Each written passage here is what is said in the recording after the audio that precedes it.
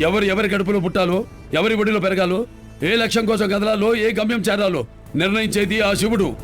కన్న తల్లికి కన్న బిడ్డను దూరం చేసి ఆ తల్లిని జీవితాంతం ఏడ్చేలా చేసింది నీ శివుడేగా. మానవ జన్మ కర్మాధీనం.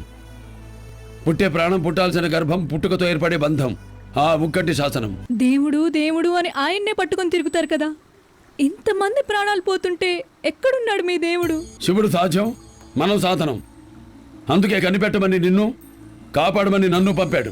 మరి మీ దేవుడు వచ్చి కాపాడాలిగా. నిన్ను పంపాడుగా, ఆ ప్రాణాలు కాపాడే శక్తి నీలో నింపాడుగా. అంటే కనిపెట్టిన మాదేమీ లేదా? అంతా మీ దేవుడిదేనా? ఈ విశ్వం శుభాకారం, ఈ విశ్వం శుభాధారం అంతా ఆయనే, అన్నింటా ఆయనే. ఆయనేనా?